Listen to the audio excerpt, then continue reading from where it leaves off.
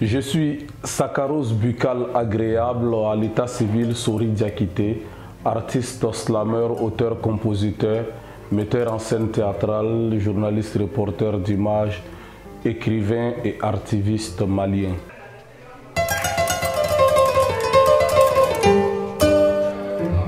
C'est un moyen de libération, un outil d'éducation, mais surtout un moyen pour faire des plaidoyers. Et ce dont nous avons besoin ici, c'est un peu le plaidoyer pour les combats sociétaux. Donc l'écriture pour moi, c'est une collaboration que chaque personne qui en tout cas peut écrire doit faire pour améliorer sa société.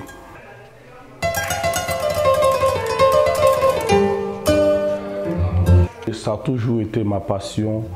Dans les petites classes, on avait une matière qu'on appelait expression écrite, où il fallait imaginer la suite de certaines histoires qu'on nous donnait dans les exercices de maison. Et j'ai toujours été meilleur dans ces exercices-là. Et donc, ça demandait une certaine capacité à réfléchir, à mettre en combinaison des scènes, à imaginer. Et donc, pour moi, c'était un exercice facile.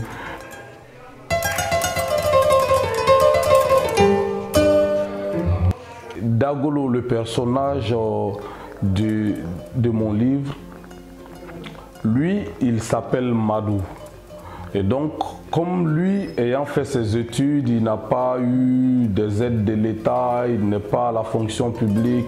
Donc, il s'est construit lui seul. Et son modèle, en tout cas sa source d'inspiration, était Madou Dagolo, Mamadoula, que tout le monde connaissait. Donc il s'est vu porter le nom Dagolo, parce que lui aussi il était très généreux, il distribuait de l'argent, ça et là. Malheureusement, il n'a pas eu le même sort que Dagolo, comme on peut le voir dans la suite de l'histoire.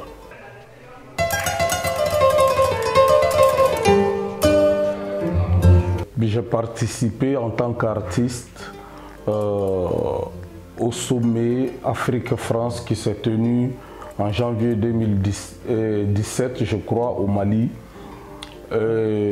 Avant le sommet, il y a eu une décision de toilettage de la ville de Bamako. Et cette décision-là, elle consistait à dégager les installations commerciales qui se trouvaient au bord des routes pour embellir la ville, sous prétexte que des hôtes allaient venir et qu'ils ne devaient pas voir la misère du Mali. Et comme vous le savez, nous sommes dans un pays où 80 à 90% de ceux qui nourrissent les familles travaillent dans le secteur informel. Et donc, si une décision de toilettage de la ville contribue à détruire toutes ces personnes-là qui se sont faites elles-mêmes, donc on ne pouvait pas rester silencieux face à cela, parce que jusque-là, nous n'avons pas vu des mesures de dédommagement de toutes ces personnes-là. Alors il était évident pour moi de mettre en place, en tout cas d'imaginer une histoire. Et cette histoire-là, elle s'est articulée autour du personnage et d'une journée de sa vie. Et cette journée-là, elle va virer au cauchemar, parce qu'il était déjà mort quand l'État détruisait tout ce qu'il avait construit. Et donc vous imaginez combien de...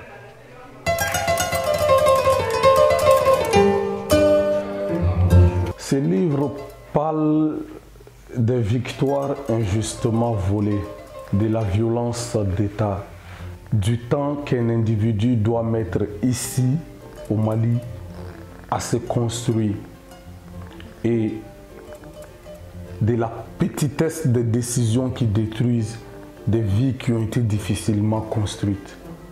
Ces livres, ça parle de tout le monde parce que la violence d'État n'épargne personne. Alors, si l'histoire de Dagolo, c'est une petite, c'est la plus petite des violences d'État, est-ce qu'on doit attendre encore de voir qu'est-ce qu'une grande violence d'État? Parce que l'État est tellement puissant que l'État ne violente pas doucement. Et pour ceux qui auront à lire le livre, ils comprendront ce que j'ai voulu dire par l'euphémisme de la violence d'État.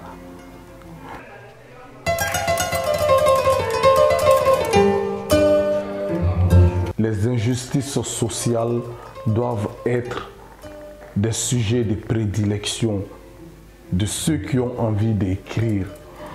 Alors, moi j'ai osé prendre la plume pour écrire ces messages. C'est juste interpeller les gens quant au danger qu'il y a à se laisser en tout cas détruire. Parce que dans le livre, il y a toute une construction sociale autour de la personne qui est détruite. Et cette construction sociale, elle est détruite en réalité par ceux qui, face à la violence d'État, devaient soutenir le personnage principal. Mais ces personnes-là, au nom de quelques intérêts, bon, du moins inavoués, se sont rangées, en tout cas, du côté des circonstances pour affaiblir le personnage principal. Et ici, le message que j'ai à lancer, c'est de voir chaque personne peut être un soutien pour quelqu'un qui traverse un problème, qui rencontre un problème, qui passe par de mauvais moments. Et nous, notre soutien à côté de ces personnes-là, c'est de faire en sorte que leur vie ne soit pas totalement détruite. Parce que ce qui te crée un problème est plus fort que toi. Mais quand les autres t'aident à surmonter ces problèmes-là, le problème deviendra encore plus léger à soulever. Parce que nos peines n'ont de certitude que lorsqu'elles nous voient les supporter seuls.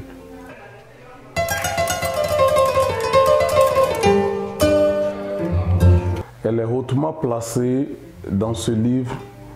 Elle peut faire et elle peut défaire. Et Dagolo, le personnage, a été défait par une femme. Du moins par, en tout cas, la femme de son grand frère. Parce que on a des convictions faussement bâties sur la femme et sur les histoires des ménages qui font en sorte que ça crée une frustration. Parce que Dagolo, qui est en tout cas aimé par la sœur de la femme de son grand frère, alors Dagolo ne peut pas être avec elle dans notre contexte social, parce que certaines langues ont dit avant nous que deux femmes de même père et mère ne peuvent pas se retrouver dans une même famille, mariées à des frères de même père et mère. Alors, cette situation a valu la haine de la femme du frère de Dagolo, qui se retourne en tout cas contre Dagolo et qui contribue à sa descente aux enfers. Et aussi, Dagolo est soutenu par la fille qu'il devait fiancer. Et elle lui apporte tout son soutien. Et là, je lance un message, c'est lequel que l'homme ne doit pas considérer ses acquis, en tout cas financiers, sa position financière stable, comme un instrument d'obtention des femmes. Parce que la femme, elle n'est pas à être influencée par la situation financière de l'homme, mais plutôt de l'intégrité morale de l'homme qui prétend l'épouser. Et ce message-là, je le lance de façon subtile parce que malgré tout ce que Dagolo faisait, comme courir après les femmes ça et là, celle qu'il a connue sur le chemin de l'université, elle ne l'a jamais laissé tomber. Et au plus, elle va lui venir en aide financièrement pour l'aider à supporter. Par rapport à toute la suprématie que le patriarcat a essayé de fonder sur la femme, on voit que malgré tout ce que nous disons, les hommes restent instruments des femmes. Et je le dis d'une manière subtile, j'ai dit que toutes les femmes sont les gouverneurs du lit.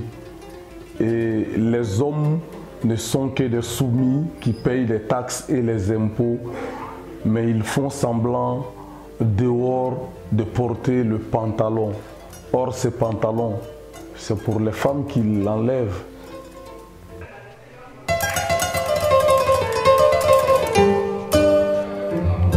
Les auteurs, je vais dire, sont deux. Il y a Paix à son âme, l'Ivoirien Isaïe Biton Koulibaly, et le second, c'est le Sénégalais Ousmane Sembène.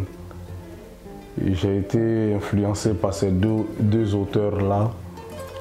Et je suis sûr d'avoir lu toutes leurs œuvres.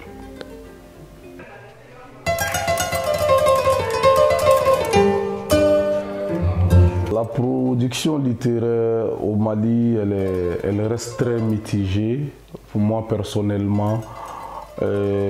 Quant à la pluralité des thématiques que nous avons sous nos mains, je crois que par rapport à tout ce qu'on voit comme livre, production littéraire, je crois qu'elle est très mitigée.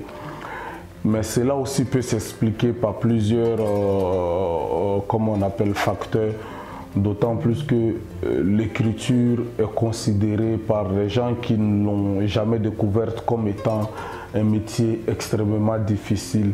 Et donc, il y a cette peur-là, qui empêche les gens de se lancer. Sinon, je connais beaucoup de jeunes comme moi qui ont des écrits, ça et là, mais les questions qui ressortent, c'est est-ce que c'est dur de se faire éditer ou trouver de l'argent pour se faire éditer. Il y a toutes ces questions-là qui ressortent.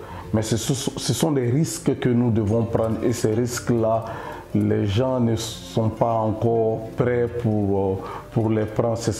Pour les prendre du moins, c'est ce qui fait que la production littéraire, elle est un peu mitigée. Mais nous avons essayé de solutionner, de faire en sorte de ne plus écrire pour mettre dans les livres, mais d'écrire et de lire pour les gens, ce qui a fait de nous des slameurs. Et chaque texte qu'on lance, c'est en quelque sorte un livre qu'on lit pour le public. Parce que les livres sont constitués d'histoires et de thématiques, les textes aussi sont constitués d'histoires et de thématiques. Mais je crois que la plus grande difficulté s'articule autour des moyens d'édition. Malgré qu'il y ait des maisons d'édition, ça et là, les gens n'arrivent pas à écrire des livres parce que le coût de l'édition est un peu élevé aussi. Les gens ne connaissent pas les stratégies d'édition, qu'est-ce qu'il faut faire. Et pour moi, je crois il serait temps que l'État, en tout cas, mette en place des combinaisons dont les grands États ont le secret pour pouvoir trouver des astuces et faire en sorte qu'il y ait en tout cas une grande production littéraire, une productivité qui serait à même aussi d'aider l'État, parce que chaque production littéraire est une contribution pour la résolution des problèmes de la société. Alors l'État est censé résoudre ces problèmes-là. Je crois que s'il y a en tout cas une pluralité de production, il y a de la surproduction en matière littéraire, je crois que nous aurons en tout cas la solution à beaucoup de problèmes que l'État est en train de chercher à résoudre.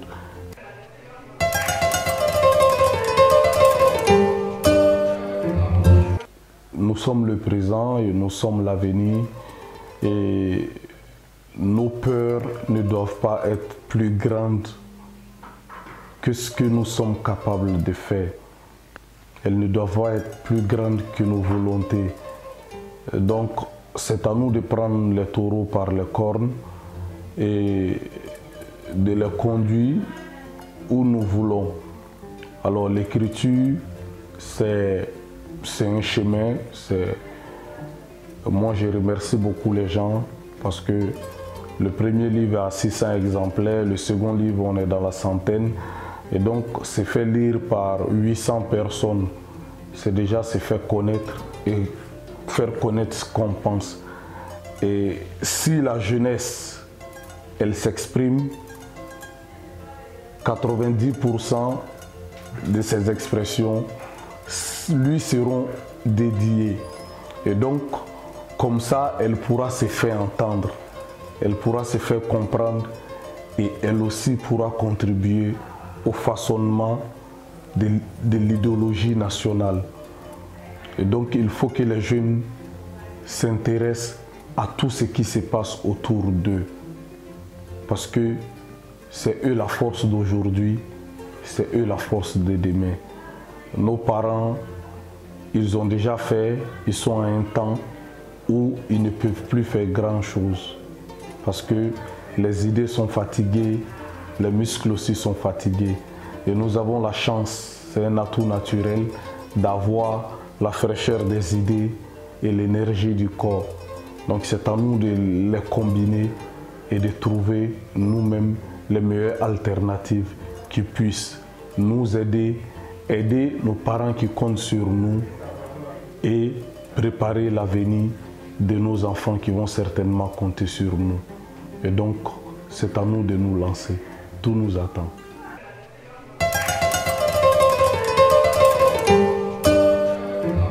Et remercier Oron TV, c'est ça. Et remercier tous ceux qui ont acheté mes livres, qui au début les ont achetés parce que c'était Saccharose. Mais je suis sûr qu'ils se sont vus dans au moins un passage du livre et ça, c'est gratifiant. Alors, leur dit que les livres sont disponibles. Alamako est à 3 000 et Dagolo est à 5 000 francs. Donc 8 000 francs pour les deux livres. Et vous faites livrer partout où vous êtes.